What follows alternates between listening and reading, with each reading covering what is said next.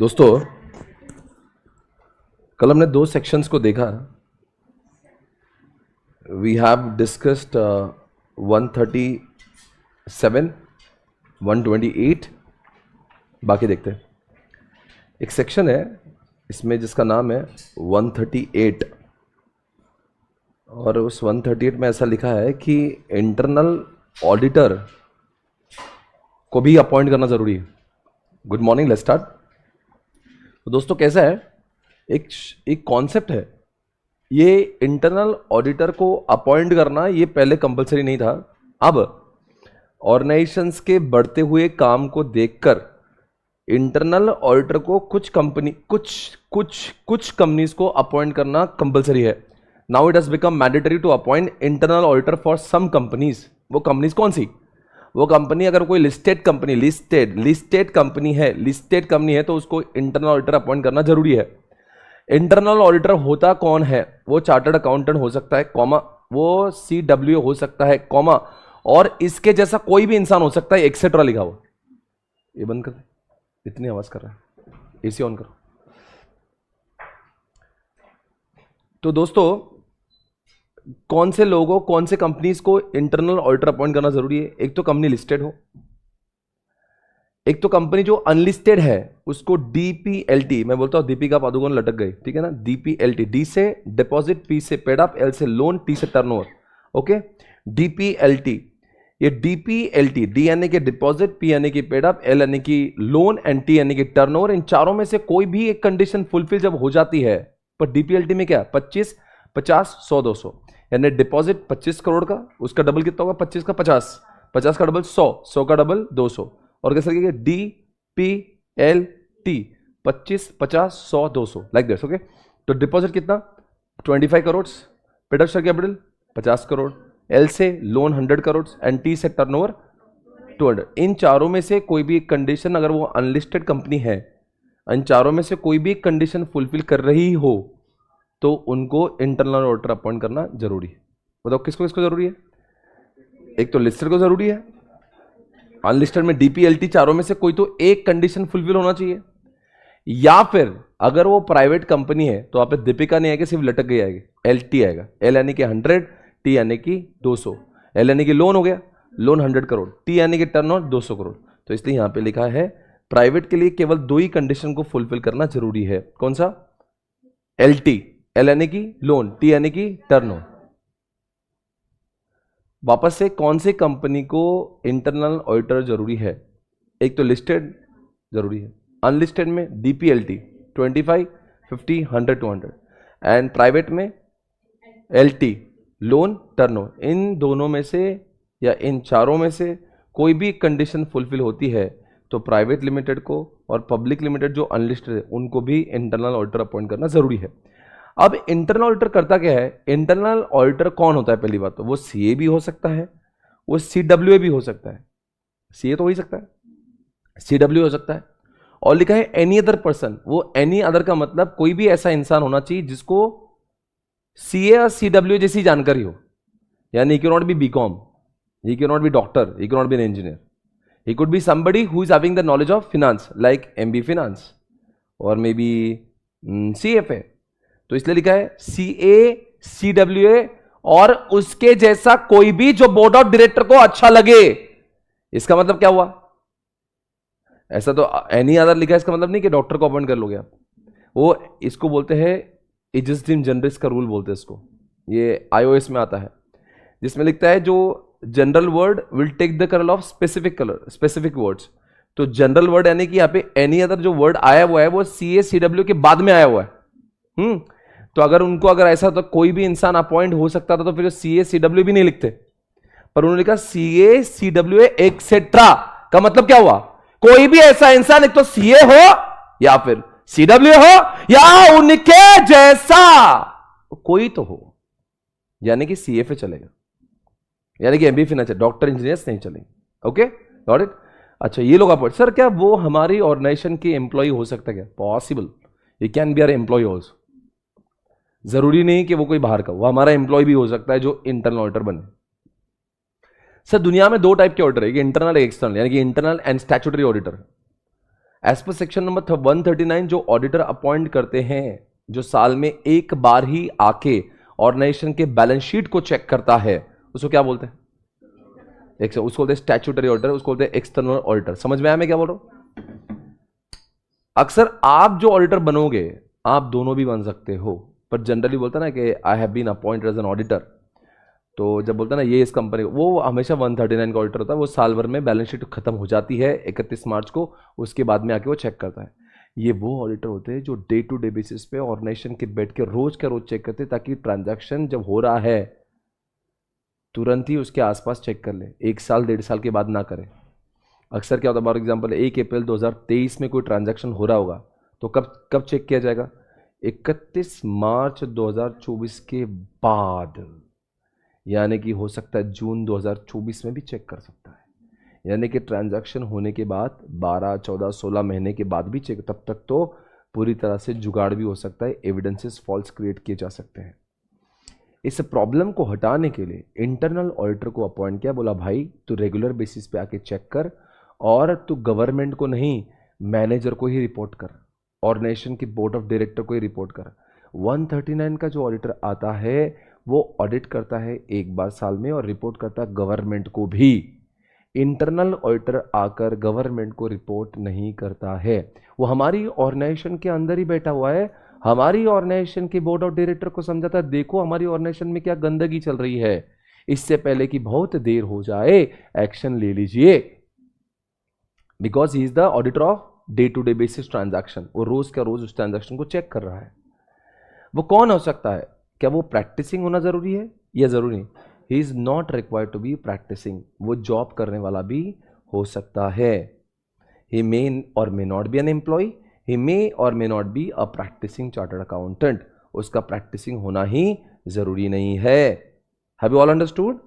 अच्छा, internal auditor के बारे में और एक जानकारी आप सभी को मैं देना चाहता हूं।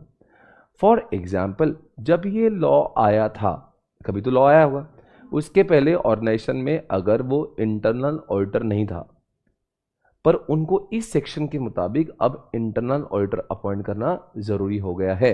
एग्जाम्पल, वो लिस्टेड कंपनी है, तो ये एक्ट आया 1/4/2014 से इंप्लीमेंट हुआ, 1/4/2014 से इंप्लीमेंट हुआ, 2013 में नाम है उसका। तो हो सकता है वो उस कंपनी में, वो कंपनी लिस्टेड थी पर उनके पास में कोई भी इंटरनल ऑडिटर नहीं था, तो उनको चांस दिया गया कि 6 महीने में आप ऐसे व्यक्ति को ढूंढ के उसको हायर कर लो। बिकॉज ऐसा नहीं कि आज लॉ आया और कल ही अपॉइंट कर लेंगे, तो आज लॉ आएगा और 6 महीने के अंदर उनको इस बंदे को अपॉइंट करना है, ट्रांजिशन पीरियड 6 मंथ्स। सर ये जो बंदा होता है वो किसको रिपोर्ट करता है? ऑर्गेनाइजेशन के बोर्ड ऑफ डायरेक्टर को। सर उसको काम कौन देता है, उसका स्कोप कौन डिसाइड करता है, उसको क्या पता क्या क्या चेक करना है? वो आने के बाद में बोर्ड ऑफ डायरेक्टर से पूछता है, हे बोर्ड ऑफ डायरेक्टर बताओ आपको क्या लगता है कहां पे ऑर्गेनाइजेशन का फ्रॉड हो सकता है, किन चीजों पर, किन विषयों पर मुझे स्पेशली ध्यान देना है? तो board of director will define the scope for internal auditor, वो भी लिखा है इसमें। इसी तरह से ये सेक्शन हमारा संपन्न हो चुका है। Today we have seen the first section जिसका नाम है इंटरनल ऑडिटर। द सेक्शन का नाम क्या है? 138 internal auditor. I hope you understood internal auditor everybody. कोई शक सवाल आपको? Now next question. अब जाएंगे अगले क्वेश्चन की ओर। आपने तो कल 137 देख लिया था, अब हम लोग जाएंगे 133 पर। सर 133 क्या सेक्शन है? आप सभी जानते हैं, आपको पता है जब भी हम लोग फिनेंशियल स्टेटमेंट जब बनाते हैं, whenever we make financial statement,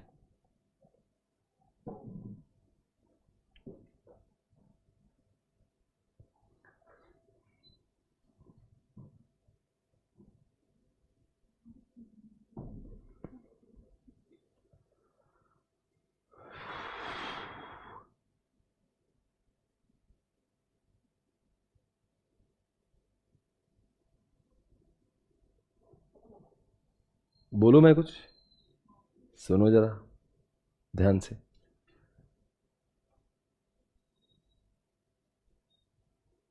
जब टूटाए थे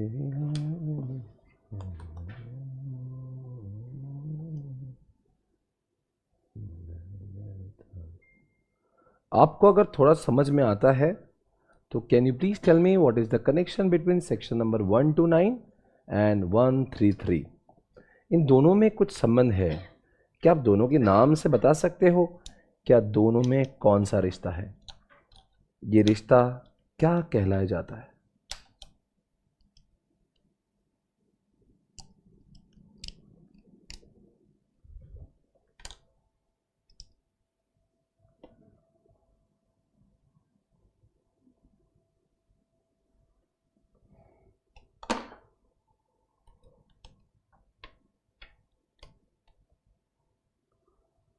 वन 129 के मुताबिक every company is required to maintain the financial statement as per the accounting standard. But सवाल यह है कि कौन बताएगा अकाउंटिंग स्टैंडर्ड कैसे होना चाहिए? इसलिए भारत देश में 129 की पूर्तता को मद्देनजर रखते हुए सेक्शन नंबर 133 को लाया हुआ है। ठीक है, सेक्शन नंबर 133 जहां पे लिखा गया कि भारत देश में अकाउंटिंग स्टैंडर्ड की जब भी जरूरत पड़ेगी तो उस अकाउंटिंग स्टैंडर्ड को इंट्रोड्यूस करने का राइट जो है वो है नफरा के पास। National Financial Reporting Authority is the name of NFRA. Sir, Bharat देश में जब भी हम लोग कोई भी अकाउंटिंग स्टैंडर्ड की बात करेंगे तो वो कौन होता है? दोस्तों, अकाउंटिंग स्टैंडर्ड बनाने का जो अधिकार है भारत देश में नफरा को दिया। ये काम पहले नैक को दिया गया था, नेशनल एडवाइजरी कमेटी। 2013 के बाद में नैक का अस्तित्व खत्म हुआ और नफरा का जन्म हुआ। समझा मैं क्या बोला? पर नफरा जो है लॉ में लिख दिया कि अकाउंटिंग स्टैंडर्ड किसके फॉलो करें? नफरा के फॉलो करें। और ऐसा कहा 2013 की एक्ट में। सबसे इंटरेस्टिंग बात जो अब मैं कहने जा रहा हूं, जब लोगों ने नफरा के बारे में सुना कि नफरा कहां है, नफरा कहां है, नफरा कहां है, किधर है, पर नफरा मिला ही नहीं। बिकॉज नफरा का जन्म तो अभी अभी हुआ है 2018 में। लॉ ने कहा 129 में उन अकाउंटिंग स्टैंडर्ड को फॉलो करो जो 133 में लिखे। लोग पढ़ने गए 133, कहा है नफरा। तो अगर मैं आपको यहां पे दिखा दूं कि नफरा कहां है, नफरा नफरा कब आया?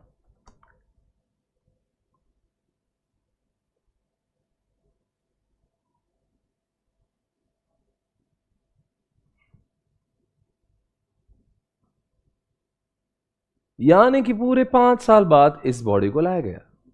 सवाल उठ रहा है, लॉ मेकर ने गलती कैसे कर दी? लॉ मेकर ने कहा कि आपको अकाउंटिंग स्टैंडर्ड फॉलो करना जरूरी है। लोग बोले ठीक है, बताओ कहां लिखे होते हैं?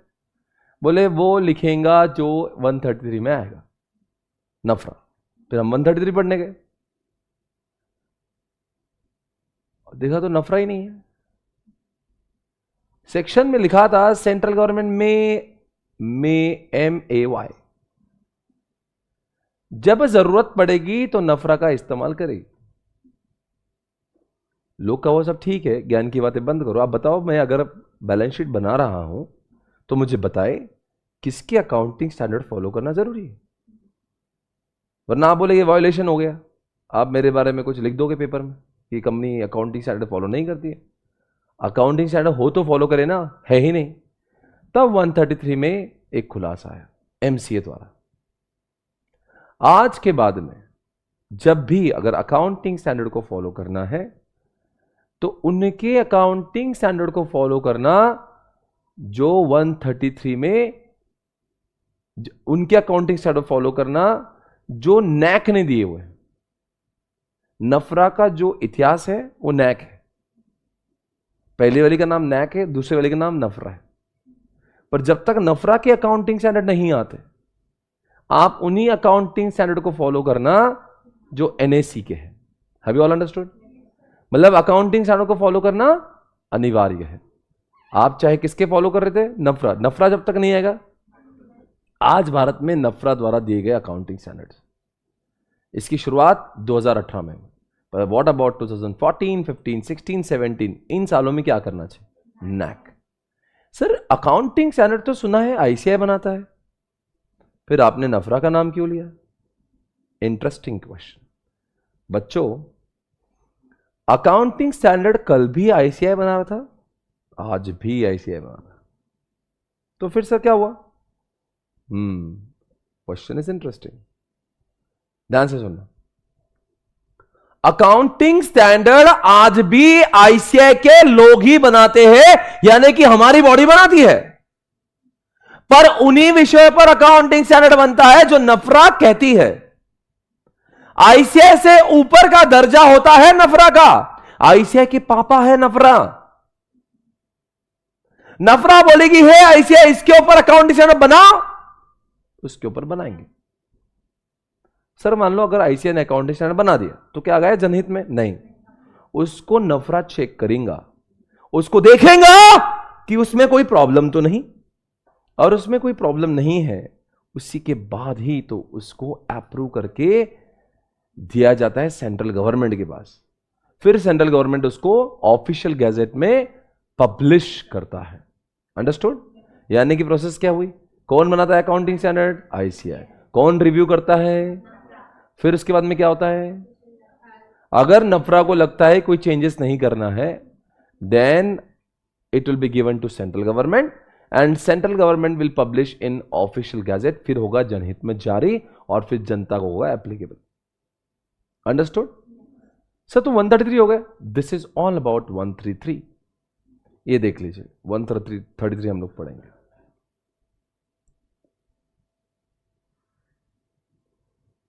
किधर गया 133? 2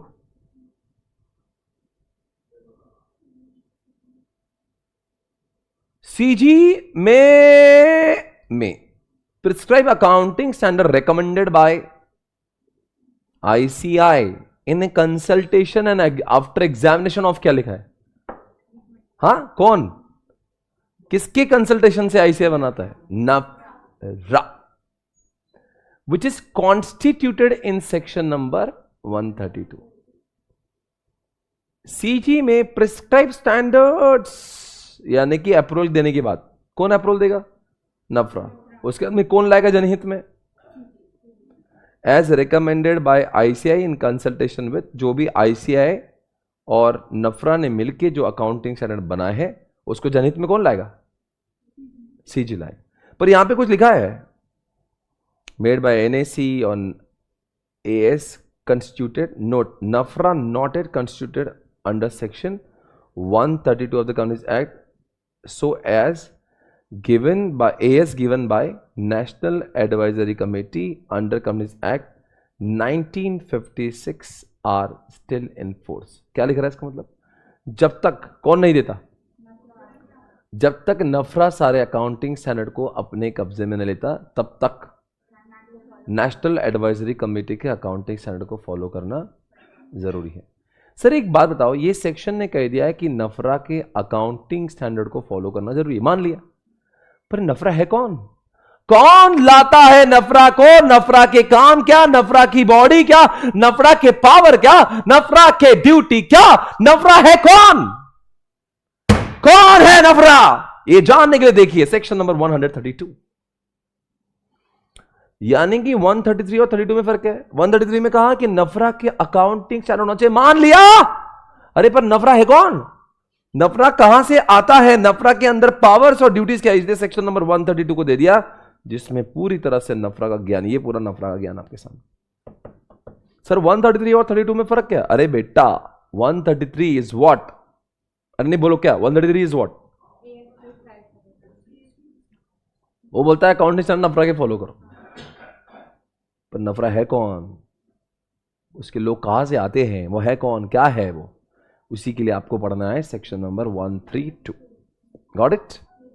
अब सुनना, पहली बात तो जब नफरा आया था ना, तो आया क्यों? पंजाब नेशनल बैंक का हुआ था कांड 11,000 करोड़ का, और उसका नाम है नीरव मोदी। नीरव मोदी ने किया था कांड। उसके बाद में हमारे अरुण भाई जेटली का दिमाग खराब हो गया। अरुण भाई जेटली ने पहले से ही चेतावनी दी थी सारे चार्टर्ड अकाउंटेंट को और आईसीआई को, और आईसीआई को बोला था अपने बच्चों को ठीक से संभालो। ये तुम्हारे चार्टर्ड अकाउंटेंट किसी भी चीज पे साइन जब करते हैं हमारा दिमाग खराब होता है। हम लोगों ने आईसीआई को इतनी डिग्निटी, इतनी इज्जत दी है। अपने बच्चों को बोलो ना गलत चीजों पे, पीएनबी की बैलेंस शीट गलत थी, साइन की क्यों? कुछ चंद चार्टर्ड अकाउंटेंट जब भ्रष्टाचारी हो जाते हैं ना, पूरे कौम का नाम खराब होता है। पूरी फैटर्निटी को लोग गलत तरीके से देखते हैं। उन चंद लोगों ने गलत किया, पीएनबी की बैलेंस शीट गलत थी, chartered accountant was doing the fraud, still he did not disclose it. Arun भाई ने कहा अब मेरा दिमाग खराब हो रहा है। मैं आज तक आपको 2014, 15, 16, 17 बावजूद उसके 133 सेक्शन बना था ना, फिर भी मैं इसको इंट्रोड्यूस, 132 बना था, फिर भी मैं इंट्रोड्यूस नहीं कर रहा था। मैं आपको चांस दे रहा था कि आप ही आपके बच्चों को ढंग से संभालेंगे, यानी कि चार्टर्ड अकाउंटेंट को अपने आईसीआई ठीक से संभालेंगे, और जो सीए गलत काम करेगा आईसीआई उसके अगेंस्ट में। अपना बच्चा समझकर तुमने कभी किसी सीए के अगेंस्ट में एक्शन छोड़ दिया? आपने उसको 1 साल की सजा, 2 साल की सजा, आपने बोल दिया चलो 1 साल का सीओपी कैंसिल। ये कोई तरीका है? आपके बच्चे सुधरने का नाम नहीं लेता। अगर आप अपने बच्चों के खिलाफ एक्शन नहीं ले सकते तो हम लेंगे। नाम है हमारा नफरा। अब नफरा को लाया गया पिक्चर में आईसीआई के बच्चों को बजाने के वास्ते। आज के बाद में किसी सीए ने अगर गलत काम किया ना, मां कसम, नफरा बोला अब आईसीआई तो बाद में बजाएगा, पहले मैं बजाएगा। बहुत होगा लाड प्यार आपका। आपके मम्मी ने आपको बहुत प्यार से रखा है, आपके मम्मी का नाम आईसीआई। क्या होता है ना, आईसीआई की बॉडी में सब सीए ही होता। क्या है ना, देखो एकदम इतने भी हार्श हम लोग हमारे प्रति, हमको पता हम कैसे सीए बनते हैं। अब क्या बोलते, तूने एक गलत काम कर लिया तो जिंदगी भर के लिए सीओपी कैंसिल। अपने को मानो बेचारे का रोजी रोटी वैसे भी, बार गलती हो गई होंगी तो हम लोग इतना हार्श नहीं बन सकते, बिकॉज जो सजा दे रहा वो भी सीए, जो सजा भुगत रहा वो भी सीए। तो ऐसे नहीं कि अनशंड कुछ नहीं बोल सकते जिंदगी भर के लिए, तो ऐसा तो नहीं ले सकते ना। व्हाट भाई, चलो ठीक है 2 साल के लिए 1 साल के सीओपी से कैंसिल करो, 1-2 लाख फाइन लगाओ, छोड़ दो। पर अब इसका गुस्सा आ गया अरुण भाई जेटली। अरुण भाई जेटली ने बोला बस अब मैं देखेंगे, मैं लाएगा। इतने दिन से सिर्फ सेक्शन टू बी नोटिफाइड लिखा था, अब वो नोटिफाइड होएगा और अब आएगा नफरा। अब तुम्हारे अकाउंटिंग स्टैंडर्ड जब तुम बनाओगे वो भी चेक करेगा नफरा, ऑडिटिंग स्टैंडर्ड बनाओगे वो भी चेक करेगा नफरा, और तुम्हारे मेंबर ने अगर गड़बड़ किया ना, मां कसम, मैं आपके बच्चों के सपनों में आऊंगा। इतनी दहशत, इतना खौफ। आजकल बहुत स्ट्रिक्ट है वो। ये देखो किसी के खिलाफ भी एक्शन लेता है वो। नफरा डेंजरस है बहुत। नफरा एक्शंस अगेंस्ट ऑडिटर भर भर के बजाता है ये बस बहुत। ये देखो क्या लिखा है, किसके अगेंस्ट में? अरे वो NFRA imposes 5 years ban on auditors. NFRA bans 2 auditor for. अरे वो क्रेजी है वो। यहां पे मां का प्यार कैसा होता है ना कि चलो जानते बच्चों को छोड़, यहां पे मां बाप कुछ नहीं है, इधर बस बजाना है। उनको लाए ही है बजाने ताकि सीए डरे। और अरे कितने हजारों में 1-2 सीए गड़बड़ करते हैं साला, पर वो क्या ना बड़े बड़े कांड में जब वो खुलता है ना केस तो फिर प्रॉब्लम हो जाती है कि तुमने बताया क्यों नहीं। जैसे अडानी के केस में हिंडरबर्ग को समझ रहा है, तुझे क्यों नहीं समझा? जो रेगुलर ऑडिटर है सबसे पहले किसको गलत काम समझते हैं? Auditor is the only one who understand exactly क्या झोल है इसमें, and what is expected from he should disclose. When he doesn't disclose तो प्रॉब्लम हो जाती है वहां। तो फिर क्या होता है ना, आईसीआई के फिर ऊपर थोड़ा सा वो हो जाता है कि तुम अपने बच्चों के फेवर में डिसीजन देते हो, इसलिए तो नफरा को लाया। नफरा को थोड़ा सा दर्जा दिया आईसीआई के ऊपर का, आईसीआई की मेंबर्स की बजाने के वास्ते।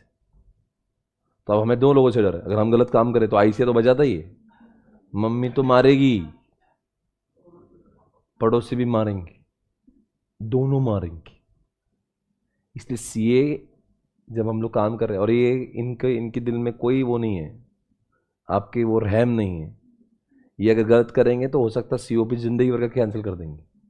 मतलब दे आर नॉट जिंदगी भर, बस में है वो पनिशमेंट वगैरह लिखी है। बट जैसे सीए क्या है ना, आईसीए की बॉडी ने क्या है, थोड़ा सा वो लाइट मोड पे चलते हैं, इसके अंदर नहीं करना, समझा, बोला ना। क्योंकि यहाँ पे जो पनिशमेंट करने वाला कहीं ना कहीं तो अपन फैटर्निटी बहुत क्लोज कम्युनिटी है, जानते एक दूसरे को सब लोग, मतलब ऐसा कहीं ना कहीं तो भाई जान दो सर, छोड़ दो, बच्चा है आगे नहीं करेगा, ठीक है आगे मत करना, ये करके। तो वो जेटली ने अपने भाषण में पूरा ज्ञान दिया था। मेरे को नफरत क्यों लाना पड़ा, मैं इतने दिन से आपको समझा रहा हूं, अपने बच्चों को ढंग से संभालो, आप नहीं संभाल रहे मुझे, अदरवाइज नफरत लाने का कोई। और क्या है, नफरा के दो काम है, एक अकाउंटिंग ऑडिटिंग स्टैंडर्ड को अप्रूवल देना और दूसरी चार्टर्ड अकाउंटेंट्स की बजाना। उनके दो ही काम, उनका बेसिक ऑब्जेक्टिव है बजाओ, समझे। अब मैं सेक्शन पढ़ूंगा ना, आपको इस सेक्शन में सब कुछ बहुत इजीली समझ। क्या लिखा है यहां पे, इस सीजी में क्यों लिखा है, में यानी 2013 में लिखा था, 2025 में, 2030 में, 2012, 2017 में, 18 में, जब भी लगेगा तब सीजी इसको ला सकता है। तो 4-5 साल उन्होंने वेट किया, एक फाइन डे समझा कि कुछ नहीं ठीक हो रहा है, लेकर आ गए। NFRA shall performance function through such division, ठीक है, वो कितने भी अपने अंदर ब्रांच ला सकते हैं। Notwithstanding anything contain in any law for the time in force, NFRA shall make, क्या लिखा है, recommendation to CG, नफरा शाल क्या लिखा है, make recommendation to CG on the formulation laying on, क्या लिखा है, यानी कौन सी चीजों की अकाउंटिंग स्टैंडर्ड बनना चाहिए और कौन सी चीज की ऑडिटिंग बनना चाहिए, कौन बताता है, NFRA. Monitoring and enforce compliance with AS and auditing, यानी और सिर्फ ना कि वो अकाउंटिंग स्टैंडर्ड बनाने का बोलता है, जो अकाउंटिंग स्टैंडर्ड बने हैं ना वो ढंग से फॉलो हो रहे कि नहीं हो रहे भारत देश में, वो कौन चेक करता है, नफरा। ओवरसी द क्वालिटी ऑफ, आगे हमारे प्रोफेशन पे क्या लिखा है, ये हमारे बारे में है, अच्छे से पढ़ो सी।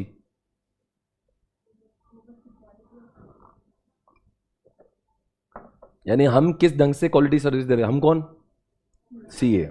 नेक्स्ट परफॉर्म सच, तो ऊपर वाले 2 पॉइंट जो ऑडिटिंग अकाउंटिंग स्टैंडर्ड के बारे में है, थर्ड वाला पॉइंट सीए के बजाने के बारे में, और चौथा वाला एनी अदर सच मैटर जो कनेक्टेड टू एबीसी, मतलब प्रमुख 2 ही काम है उसके, अकाउंटिंग ऑडिटिंग स्टैंडर्ड लेकर आओ और दूसरी बात सीए की बजाओ। नफरा शैल कंसिस्ट, कितने लोग होंगे इसमें, ठीक है कोई ना कोई तो संभालने वाला चाहिए, chairperson, who shall be a person of eminence having, क्या लिखा है, expertise in accountancy, auditing, finance, यानी कि सीए इंटर लॉ के सब, सीए इंटर के सब सब्जेक्ट्स, एफएम है, लॉ है, ऑडिट है, अकाउंट्स है, इन सब के, यानी कि इन सब का नॉलेज चाहिए। वो बजा रहा है किसकी, सीए की, तो कम से कम सीए के लेवल का तो नॉलेज होना चाहिए, नहीं तो ऐसा ना हो कि जिसकी बजाने जा रहा है वही उससे ज़्यादा होशियार है, तो उसका लेवल भी तो, क्योंकि सीए भी तो आर्ग्यू करेंगे नहीं मैंने नहीं किया, तो चेयरपर्सन का लेवल भी तो थोड़ा सा ऊपर का चाहिए भाई, कि मैं होशियार हूँ तेरे से, मुझे मत समझो। And such other member not exceeding, कितने लिखा है, मैक्स लिखा है, मैक्स, उसमें पार्ट टाइम भी बोल सकते हैं, full time.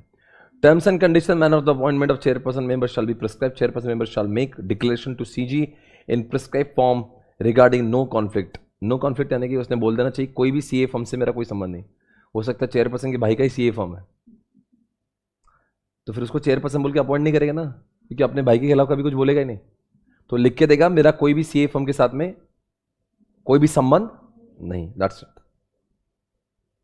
Chairperson and member who are in the full time with NFRA shall not be associated with, वही तो लिखा है, समझा क्या, मतलब क्या नहीं होना चाहिए बताओ, ड्यूरिंग द कोर्स भी और 2 साल छोड़ने के बाद, यानी कि जब अपॉइंट हो रहे तब भी नहीं और छोड़ने के 2 साल भी बाद भी नहीं। Each division of NFRA shall be presided by chairperson, अगर आपने कम से कम अगर 2-4 ब्रांच और खोल ली, अगर नफरा का काम हो तो उस ब्रांच के ऊपर भी एक चेयरपर्सन चाहिए। अरे भाई अभी फिलहाल वो दिल्ली में है तो वहाँ पे चेयरपर्सन चाहिए और नॉट मोर देन 15 चाहिए, पर आपने बॉम्बे में खोल दिया, चेन्नई में खोल दिया, तो क्या चाहिए, वहाँ पे भी एक चेयरपर्सन चाहिए। और क्या लिखा है, साइड ओवर बाय चेयरपर्सन और full time members authorize by the chairperson, ठीक है। अरे कुछ काम करनी है, क्या करेंगे, इसको पढ़ के कोई क्वेश्चन नहीं आना है, बस वो लिखा है कि अगर आप ब्रांच खोलोगे तो वहाँ पे भी कोई संभालने वाले लोग चाहिए ना। There shall be executed by body of NFRA consisting of chairperson full time members of such authority for efficient discharge, ठीक है। देयर शैल बी क्या लिखा है, executive body of NFRA consisting of chairperson, यानी कि सब काम काज करने के लिए ना कि सिर्फ हेडक्वार्टर में बल्कि हर जगह पे एक चेयरपर्सन होना चाहिए और कुछ और लोग होना चाहिए जो ये काम संभाले, बिकॉज आप जिनको बजाने वाले वो भी होशियार है, तो अच्छे लोग यहां पे लाना पड़ेगा। तो कोई बात नहीं, ठीक है, लेकर आ जाएंगे। Notwithstanding anything contained in any other law for time being force, have power to investigate either suo motu or on the reference made to it by CG for such class of such class, यानी कि CA के बारे में direct नाम लिख दो ना बे हमारा, यानी कि इनको पावर टू इन्वेस्टिगेट है। किसका पावर टू इन्वेस्टिगेट? कोई भी सीए फॉर्म को खड़े खड़े चेक कर सकते हैं। वो लिखा ना सच क्लास ऑफ बॉडीज, अरे डायरेक्ट लिखो ना, हमारी बजाने वाले। सच का क्या मतलब है बे? डायरेक्ट ही बोल दो हमारे सीए के फॉर्म की बजाएंगे। वो लिखा ना such class of body corporate or person in such manner as may be prescribe into matters of professional or other misconduct committed by any member, और यानी कि हमारे, समझा ना मैं क्या बोल रहा हूं, हमारे कोई भी बॉडी को चेक कर सकते हैं, इन्वेस्टिगेट कर सकते हैं। नो अदर इंस्टीट्यूट और बॉडी, यानी समझा कि आईसीए को बोला मैं जब तेरे बच्चे की बजाऊंगा तो please stay out of it, दूर दूर दूर, इधर आने का नहीं, अभी हमारा मैटर। समझा क्या लिखा है? जब मैं बजाऊंगा तो सिर्फ मैं रहूंगा, आके इंटरफेयर नहीं करना है। लिखा ना देखो, नो अदर इंस्टीट्यूट और बॉडी शैल इनिशिएट और continue any proceeding in such matter और मिसकंडक्ट व्हेन नफरा हैज इनिशिएट, यानी कि नफरा ने अगर बजाना चालू किया तो आईसीए बोला सर मैं रुको, मैं भी आ रहा हूं। तू क्यों आ रहा भाई? मैं देखता हूं ना। नहीं मैं, क्योंकि ये काम, ये अभी मैटर मेरी तरफ आ चुका। जब मैं आऊंगा मैं हूं बाकी सब पानी कम, यानी कि मैं आ गया तो बाकी सिविल पुलिस, ये वो पुलिस कमिश्नर आ रहा है, कभी कभी हो सकता है ना पुलिस फोन लगा, सर देखो ना यहाँ है, तुम भी आ जाओ, इसको संभालो। वो बोले जब मेरी एंट्री हो रही है ना तो सबका एग्जिट होना चाहिए।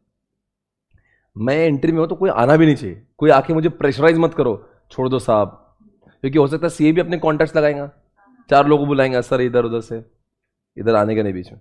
Have same power, civil court के सारे पावर उनको होना चाहिए, यानी कि है तो वो बॉडी कोर्ट नहीं है पर कोर्ट जैसे सारे पावर होंगे। यानी कि सबसे पहले क्या होगा, चलो बुलावा समन्स, यानी कि ये किसी भी सीए को आ जाओ हवेली पे तो आपको जाना पड़ेगा, यू कांट रिफ्यूज, नहीं नहीं मैं क्यों आऊंगा, समन्स मिलेगा, अगर नफरत से तो आपको जाना पड़ेगा। नंबर दूसरी बात, ना कि सिर्फ जाना पड़ेगा, जब to produce books of accounts, not only that, आपको अगर बोलेगा ये बुक्स ऑफ अकाउंट्स में हमें भरोसा नहीं है तो बोलेगा एक एफिडेविट करो, ट्रू कॉपी। और नंबर 4, आपको बोल सकते हैं कुछ एविडेंसेस लाओ, कुछ सारे विटनेस लाओ, 4 बातें होती है। एक तो आपको समन्स लगाएंगे, आपको जाना पड़ेगा, आपकी बातों पे विश्वास नहीं तो बोलेंगे बुक्स ऑफ अकाउंट्स लाओ, बुक्स अकाउंट्स पे विश्वास नहीं है बोलेंगे इसका ट्रू कॉपी कराओ, और बुक्स पे विश्वास नहीं है तो विटनेस भी लाने बोल सकते। ऐसे सारे 4 जो बातें हैं ना, जनरली 4 अधिकार एक सिविल कोर्ट को होते हैं, वो सारे सिविल कोर्ट के राइट्स किसको दिए गए? Next, where a professional or other misconduct is approved, have the power to make order for the imposing penalty। देखो आप कितनी पेनल्टी, आप लोगों को सभी को सेक्शन याद रहना चाहिए, चाहे कोई याद रहे ना रहे। कल चेक किया आपने ऐसा कुछ किया ना तो समझ जाना 1 लाख से 5 टाइम्स ऑफ फीस रिसीव्ड।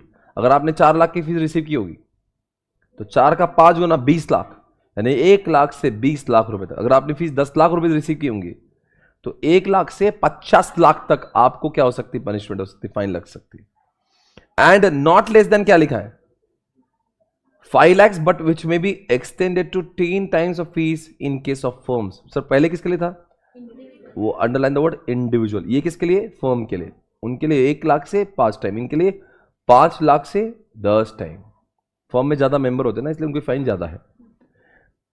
ये सबसे घटिया है जो नीचे वाला है, फाइन तभी हम दे रहे। डी बारिंग का, डी बार एक बार किसी सीए को 2-4 साल के लिए बंद किया ना, करियर खत्म है भाई। न्यूज़पेपर में आता छपके ये चार्टर्ड अकाउंट डी बार हो गया, उसके बाद में कोई उसको ऑडिट मिलेगी क्या?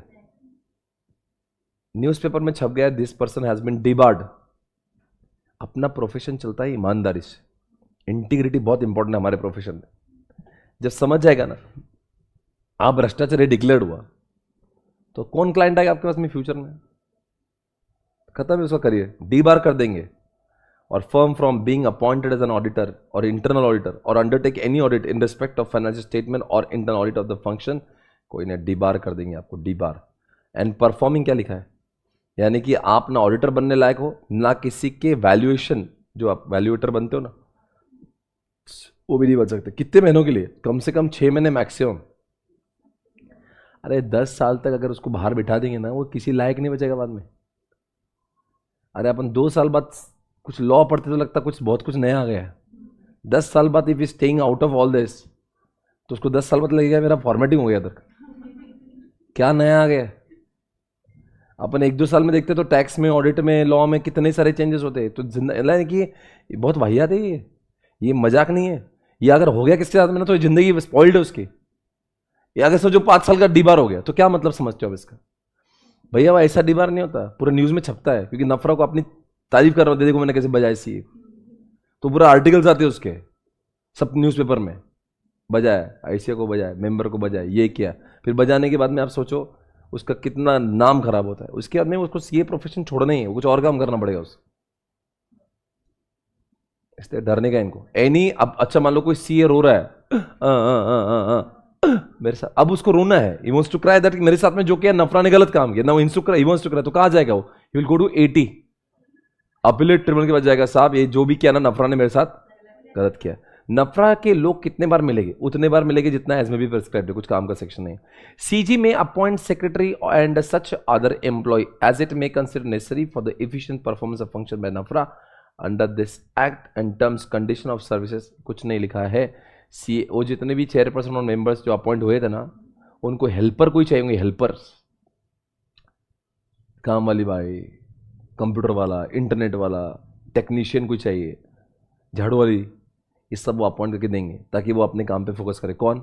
जो चेयरपर्सन काम पे फोकस करे, इसलिए सीजी उनको और भी लोगों को अपॉइंट, कुछ काम का सेक्शन है। नफरा शाल मेंटेन, कल हमने पढ़ा था ना वो आईपीएफ वाले, they are suppose to maintain the books of accounts. वैसे इनको भी जब भी गवर्नमेंट अपना पैसा लगाती ना किसी जगह पे, बोलती प्रॉपर हिसाब किताब मेंटेन करो। तो 13 में लिखा है बुक्स ऑफ अकाउंट्स मेंटेन करेंगे, और उसी के नीचे लिखा है देखो, ये जो है ना, account of NFRA shall be audited by कौन? CNDG, वही जो अपन ने कल पढ़ा था आईपीएफ के लिए।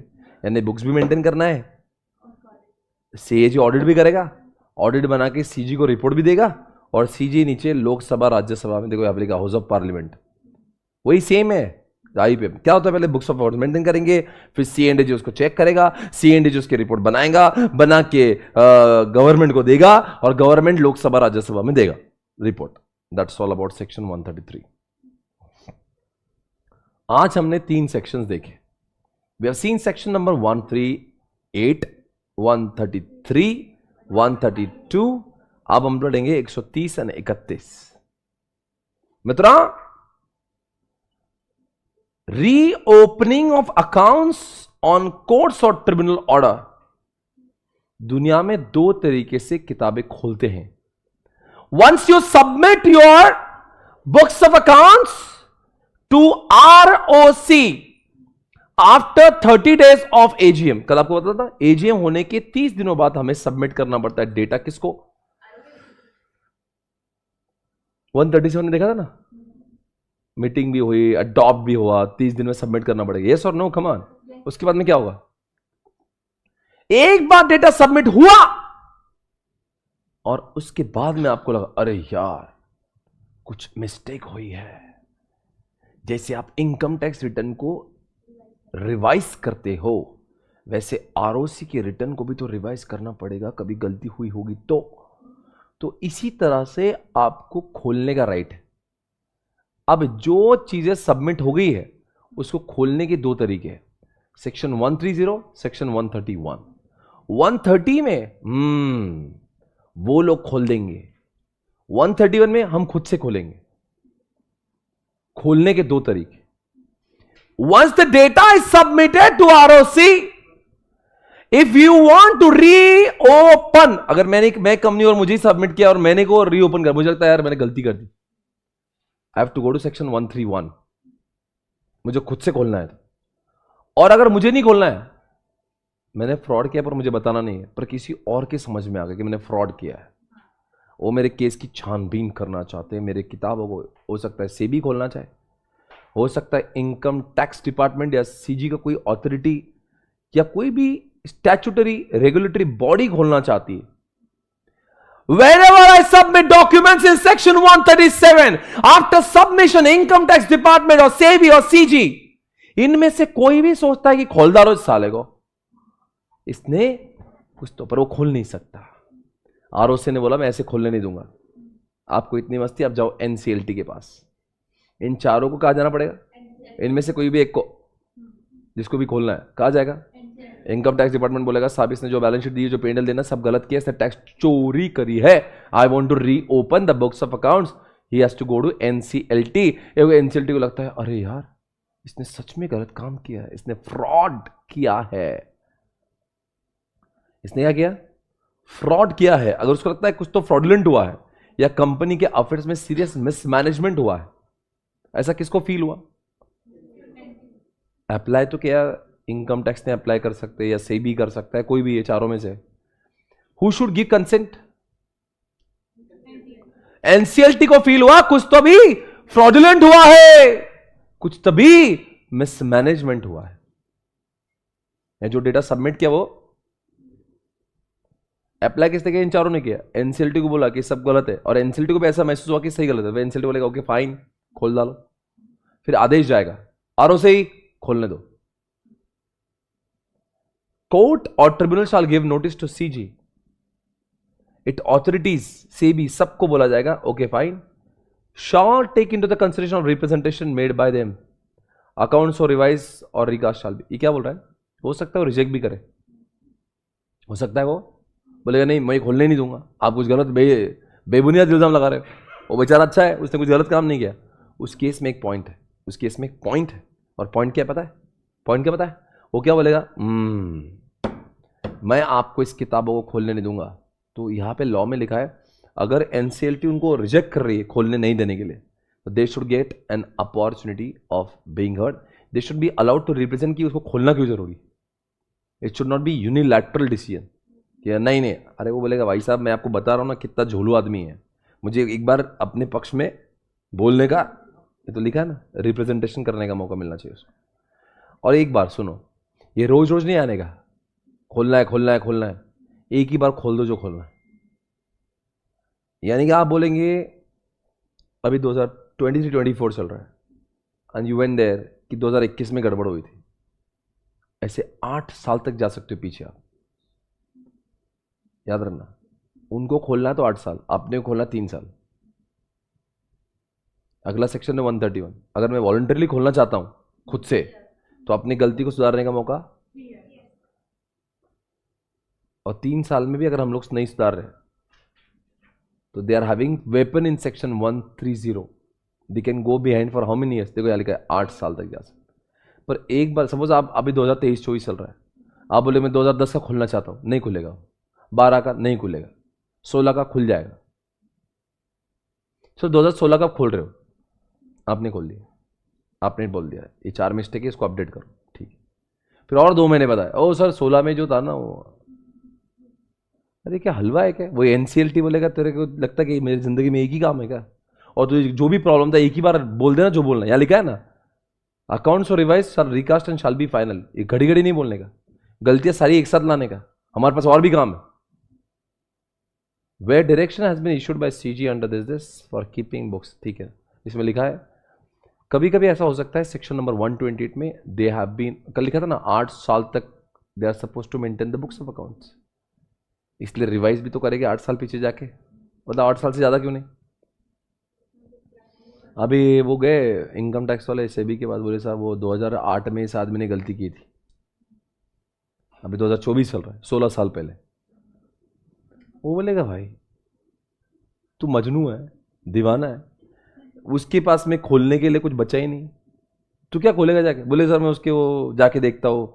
अरे पर उसका उसमें कुछ होना तो है ना, if it doesn't have any books for reference तो तू जाके चेंज किस में करेगा कुछ? वो आदमी को तो बोलेगा ये मैंने चेंज कर दिया, उसके में कुछ बेचारे के पास में उसका जवाब देने के लिए डेटा तो होना चाहिए। वो कैसे बोलेगा ये बात सही बोल रहे हो कि गलत बोल रहे हो? Because he is not maintain. हाँ कभी कभी हो सकता है गवर्नमेंट किसी को बोल सकती है 12 साल के लिए मेंटेन करो, सत्यम जैसे केस में they were suppose to maintain books of accounts for 15 years because company का केस चल रहा था। तो अगर मान लो किसी कंपनी को बोला ही है वैसे भी 15 साल तक मेंटेन करो, तो उस केस में इनकम टैक्स डिपार्टमेंट 15 साल तक पीछे घुस सकते, पर वो बहुत exceptional case, otherwise 8 years always. Okay, got it? कोई शक सवाल? अब देखते हैं लगे तो 131 को। सर 131 में भी खोलेंगे, खोलना ही है भाई, दोनों में भी। 131 वॉलंटरी, खुद से खोलो। मुझे मेरे गलती पर अफसोस है, पश्चाताप है इस बात का कि मैंने जो भी डेटा सबमिट किया था सेक्शन नंबर 137 में, मीटिंग होने के 30 दिनों बाद, I understood, I realise, I feel so bad on my own mistakes.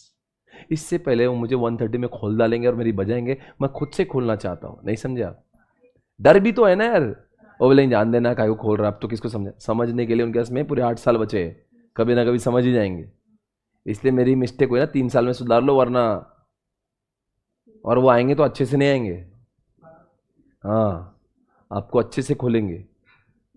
और फिर वो क्या ना, एक इनकम टैक्स का रेट आता है ना, इनकम टैक्स का नहीं आता है, वो सब लेकर आते हैं, उनके सब पड़ोसी हैं। वो डीटी वाला चलता ना, अरे मैं जाके आ रहा हूं तू भी आ जाना पीछे से। वो जीएसटी वाला आएगा, ईडी वाला आएगा, सब लेके आएंगे एक साथ में, क्या बैक टू बैक बजाते। अरे बोले डीटी वाला खत्म हो गया, अरे रुक जा, वो आ रहा है, बोले अभी खुला ही रख। तो क्या होता ना, खुद से खोलने में भलाई है। इसके पहले वो आके अपना पूरा सिस्टम बता देंगे तुमको, अगर यू मेड मिस्टेक, ओके कोई बात नहीं। अगर आपने 129 में और 134 में कोई मिस्टेक करी होगी तो वही सुधार सकते हैं। सुनो एक बार, 129 में लिखा है आपने फाइनेंशियल स्टेटमेंट बनाना चाहिए, कैसे मालूम है? वो बनना चाहिए फैट जैसे, FAT जैसे। क्या बोला मैंने? सर ये क्या है FAT? 129 में लिखा है every company is required to maintain the balance sheet और फाइनेंशियल स्टेटमेंट एज पर फैट। फैट यानी कि फॉर्म 3, F यानी कि फॉर्म 3 यानी कि शेड्यूल 3 के हिसाब से, A यानी अकाउंटिंग स्टैंडर्ड एंड T यानी ट्रू एंड फेयर।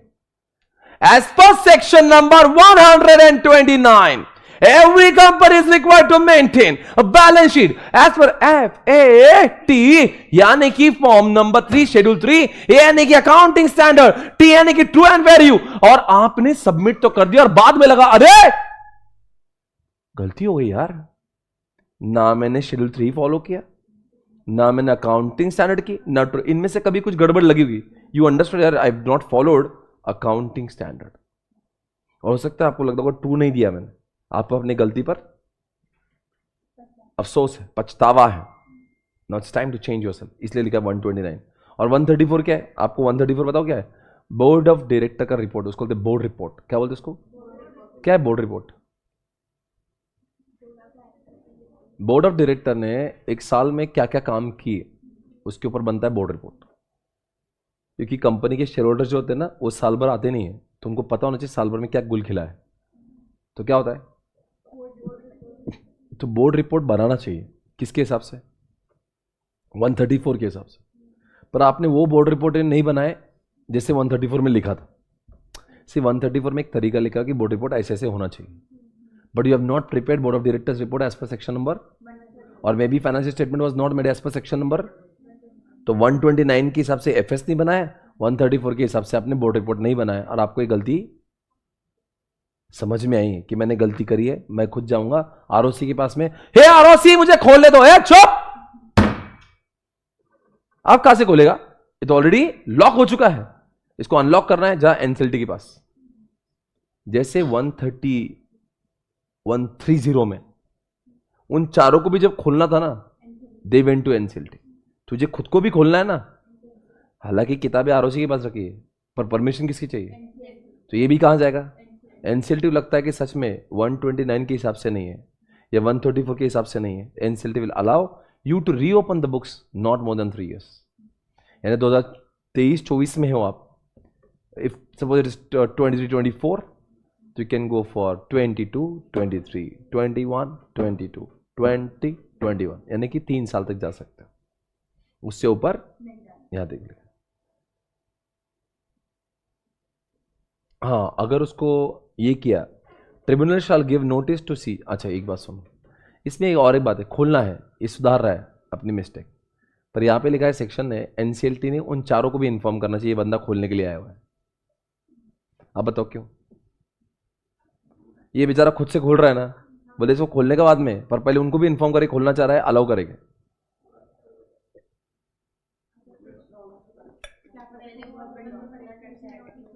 क्या पता बहुत बड़ी मिस्टेक की हो। इसको कल रात में इनकम टैक्स डिपार्टमेंट में एक लंबा चौड़ा लॉ लेटर दिया होगा कि तूने गड़बड़ करी है। ये डर गया रात में सपने में, ये नेक्स्ट डे उठा डायरेक्ट एनसीएलटी मुझे खोलना है। तो एनसीएलटी ने बोला अचानक से कैसे आया? बोले नहीं मैं वॉलंटरली आया। He has not gone voluntarily. उसको डर था भी 4-5 दिन बाद इनकम टैक्स डिपार्टमेंट आएगा और मेरी बजाएगा। इसके पहले ही अपने आप को शुद्ध करना चाहता है। जिसने पाप किए ना, जितना अशुद्धता की है इसने, वो सारी चीज़ों को साफ करके इनकम टैक्स डिपार्टमेंट आएगा। साहब मैंने आज तक कभी कोई गड़बड़ी नहीं की, मैंने देखो मेरे किताबें, देखो मेरी balance sheet, I have never made any mistake. वो अपने आप को शुद्ध करना चाहता है, अपने चरित्र पर लगे हुए दाग को धुलाना चाहता है, इसीलिए वो जा रहा है। तो इनकम टैक्स डिपार्टमेंट बोले साहब इसको खोलने मत दो, इसको कल मैंने डोज दिया इसलिए आया आपके पास। ये इतना नेक ईमानदार नहीं, ये ईमानदारी का ढोंग कर रहा है, इसको सीधा मत समझो। ये तो इसको मैंने कल बजाया ना, ये क्या बोल रहा है वॉलंटरली आया क्या? उसको भेजो मेरे पास। उसको मैंने 50 लाख का नोटिस भेजा है, इसलिए आपके पास में आया रोते रोते। तो एनसीएलटी बोलेगा रुको अभी जरा, इनकम टैक्स डिपार्टमेंट वाले आपसे अकेले में मिलेंगे, वो आपको डोज देंगे, फिर आप आना वॉलंटरी में। क्योंकि लोग इतने सीधे नहीं इंडिया में, उसको कोई दर्द हुआ है ना, सेबी ने नोटिस दिया होगा, आईटी ने दिया होगा, कहीं से कुछ उसको समझा होगा, यहाँ आने वाले बारात लेके, then he will go and बोलेगा नहीं नहीं नहीं मैं ऐसे गलती हो गई। गलती अब कैसे बे, कब से सो रहा था क्या? तो हाँ कोई सच में जा रहा होगा वॉलंटरी, तो ये चारों भी बोलेंगे हाँ साहब ऐसा कुछ नहीं, इसको चेंज कर रहे तो हमने तो कुछ बोला नहीं था इसको। अगर कोई वॉलंटरली अपनी मिस्टेक को सुधारना चाह रहा है तो सच में आदमी नहीं है।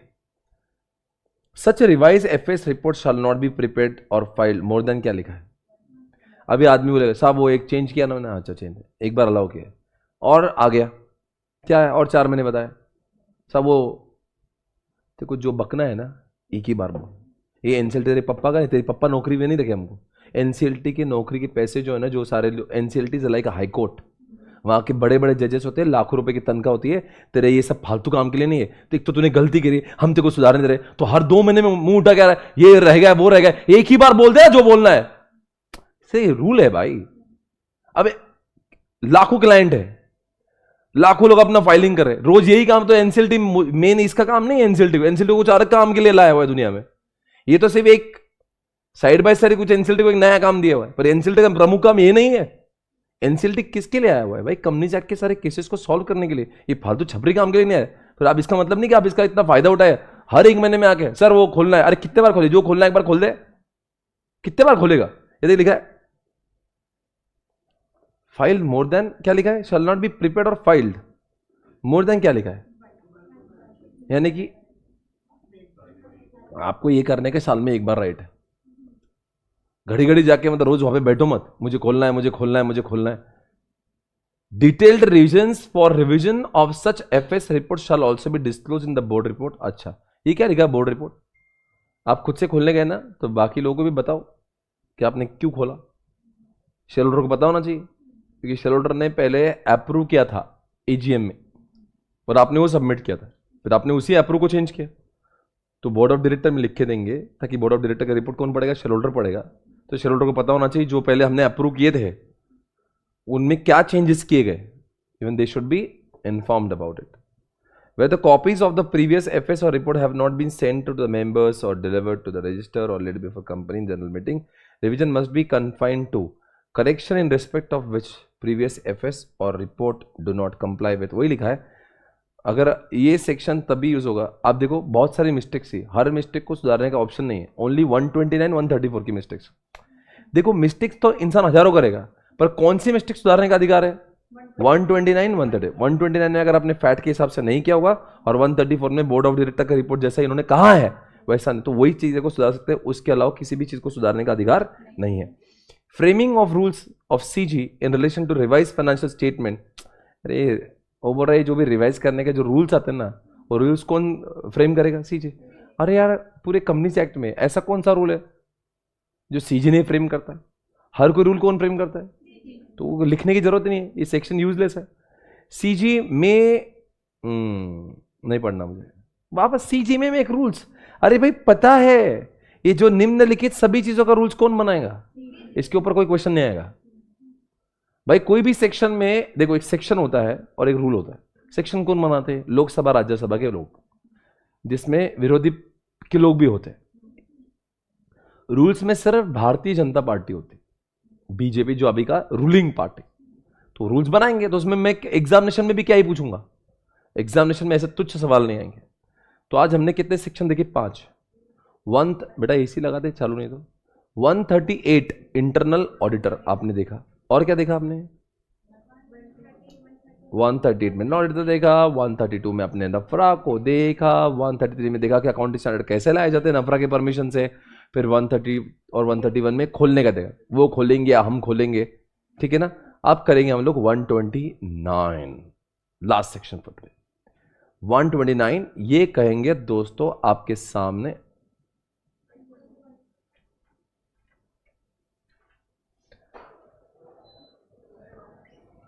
Every company is required to maintain financial statement. इसमें कोई डाउट है? फिनेंशियल स्टेटमेंट को बनाना, देखो 128 में लिखा था हर किसी कंपनी ने फिनेंशियल स्टेटमेंट को बनाना चाहिए। 129 ने बोला कैसे बनाना चाहिए। There is a difference. 129 बोलता है क्या क्या बनाना चाहिए, books of accounts financial statement को बनाना चाहिए। ये बनाना चाहिए क्या, व्हाट, बट हाउ 129 कहता है, वापस होता है 128 कहता है फाइनेंशियल स्टेटमेंट बनाओ, 129 कहता है कैसे बनाओ। It should be as per FAT, यानी कि F for what, form schedule 3 के हिसाब से बनना चाहिए। ए, कोई भी फाइनेंशियल स्टेटमेंट अकाउंटिंग स्टैंडर्ड के हिसाब से बनना चाहिए, and it has to be always true and fair.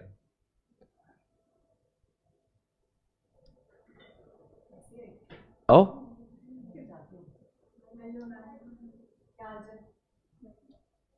आओ जरा देखो,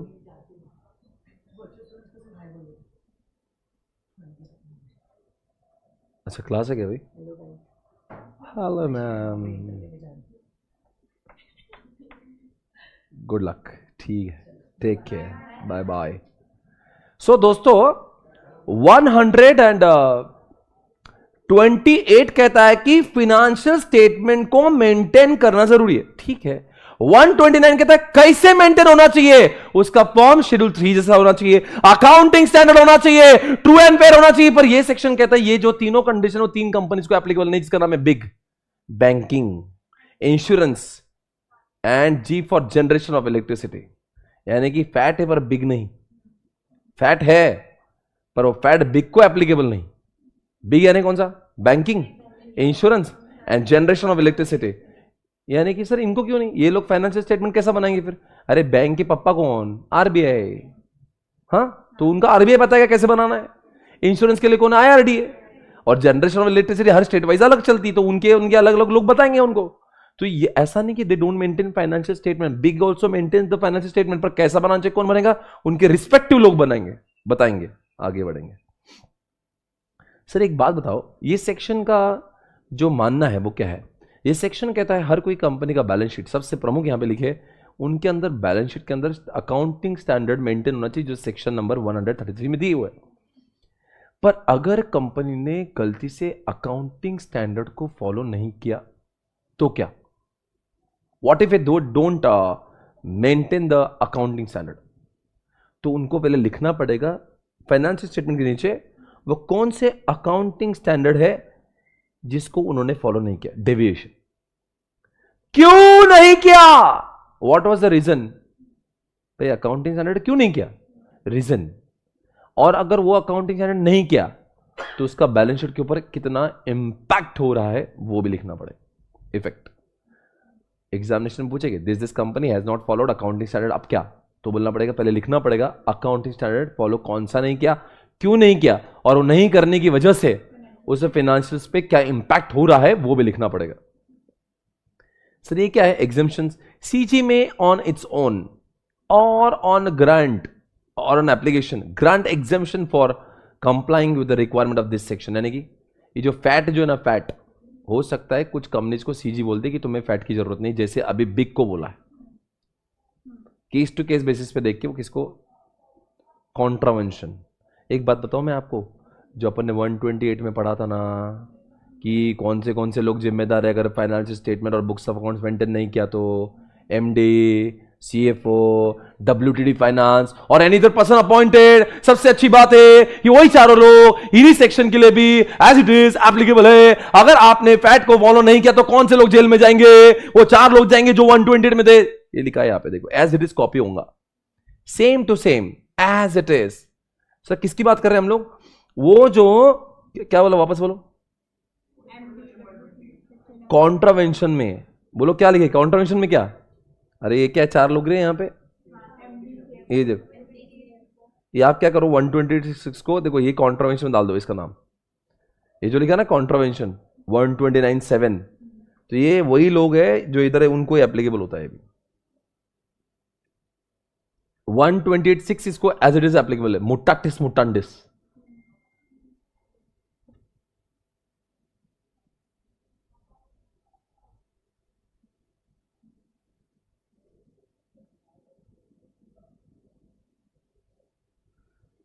ओके गाइस, बोलेंगे 4 लोग कौन से जिम्मेदार माने जाएंगे अगर फैट को फॉलो नहीं किया तो? एमडी, डब्ल्यूटीडी वो भी फाइनेंस वाला, सीएफओ और any other person appointed. Okay आगे। सर एक बात बताओ, ये जो बैलेंस शीट है जो आपने बनाई है इतने अच्छे से, क्या इसको जिस दिन मीटिंग होती है उस दिन सबको दिखाना जरूरी? वैसे तो मीटिंग होने के 21 डेज पहले हमने सबको भेजा था, बावजूद उसके कुछ लोगों ने पढ़ा नहीं होगा। तो मीटिंग में जब बैठे ही है तो जैसे कुछ डिस्कशन चालू होगा तो ये सब फाइनेंशियल स्टेटमेंट को भी यह लिखा है, देखो at every agent board of directors shall lay यानी कि ले बिफोर, यानी सबको दे दो। ये पढ़ लेते बीच का section. Where a company has 1 or more subsidiaries. Oh guys come on, आपने एक वर्ड सुना होगा एफएस और एक सुना होगा सीएफएस। What is CFS?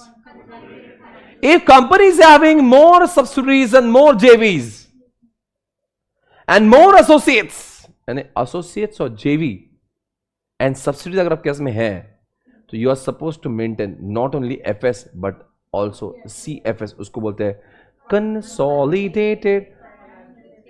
जिस तरह से FS बनाते समय अगर आपको लगता था फैट तो CFS के समय भी लगेगा फैट। सिंपल है, कोई शक सवाल इसमें? वही लिखा है। The company should prepare in the same form, वही लिखा है, पूरा फैट फॉलो करो। Provided that the company prepare it in the same form manner as that of its own in accordance with the applicable. मुझे नहीं पढ़ना, ये वही लिख रहा है, आगे पढ़ेंगे।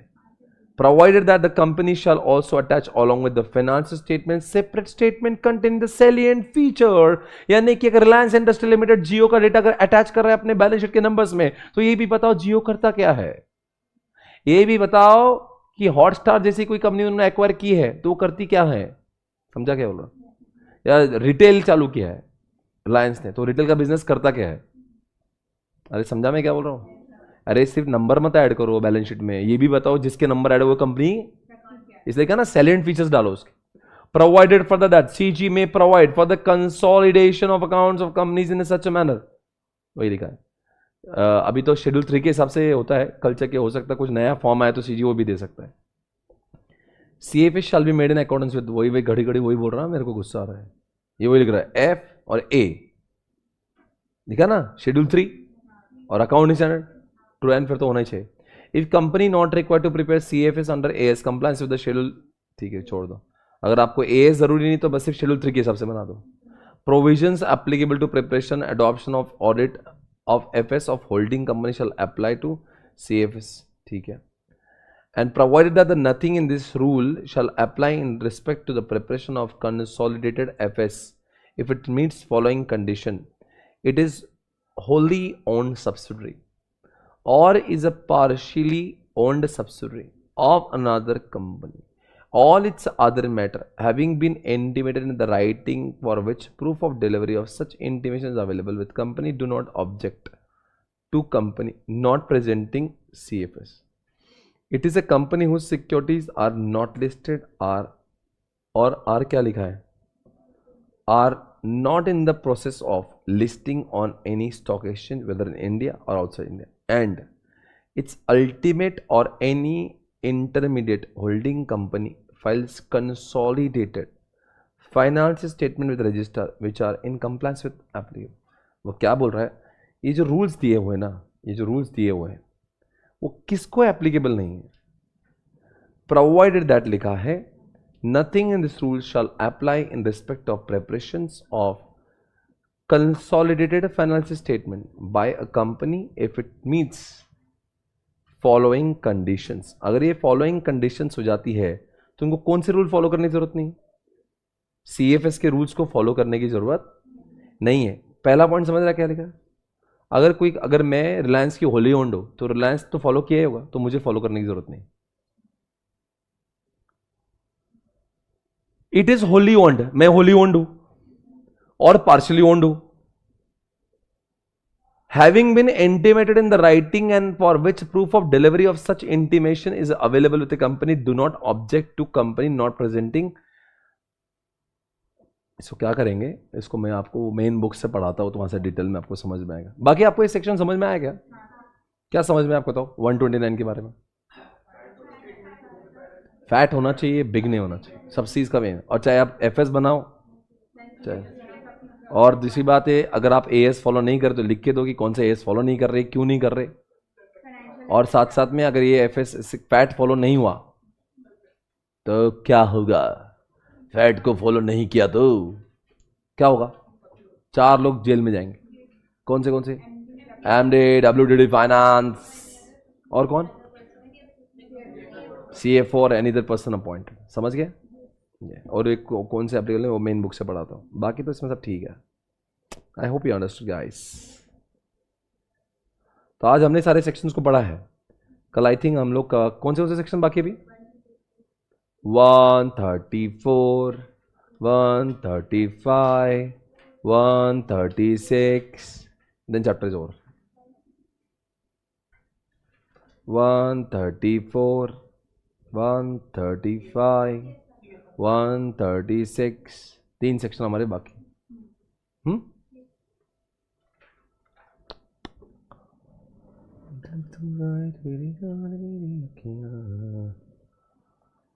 अब बताओ बच्चों, आज हमने जो पढ़ा है 138 के बारे में बताओ.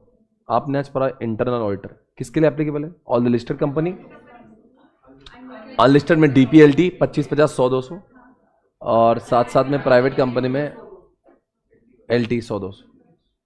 CA भी हो सकता है, CFP भी हो सकता है, कोई भी इसके मेंबर हो सकता है. 6 महीने के ट्रांजिशन में आपको अपॉइंट करना पड़ेगा.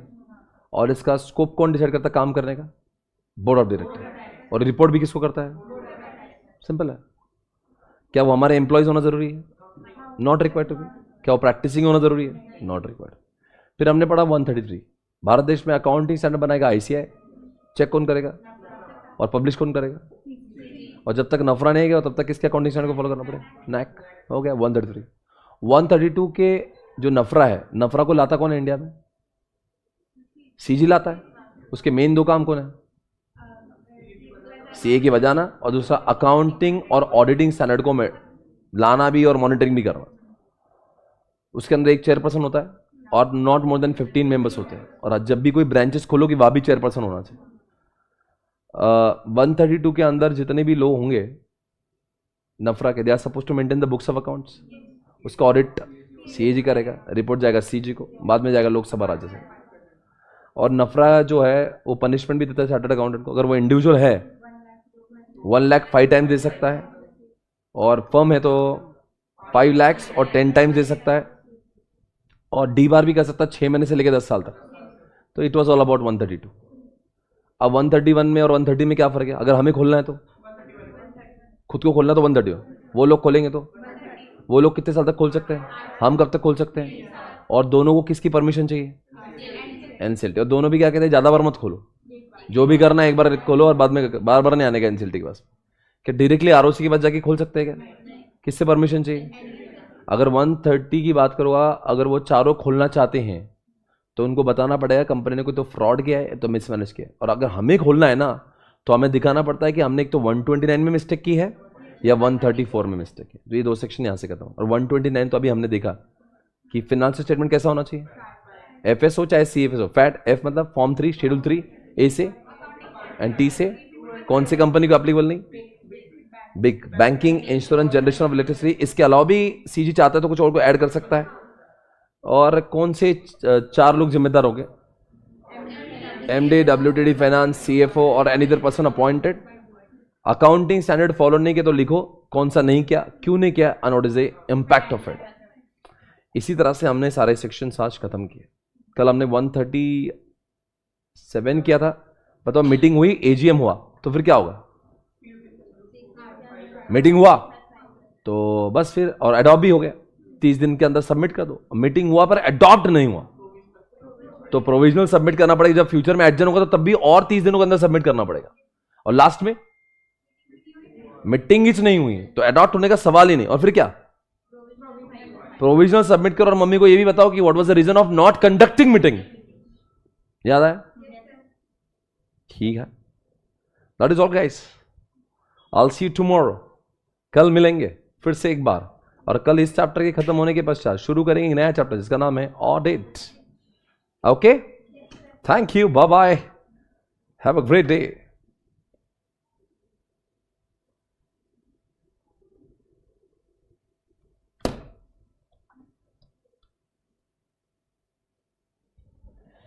सर सब्सिडीज भी सीएफएस बना दी गया नहीं?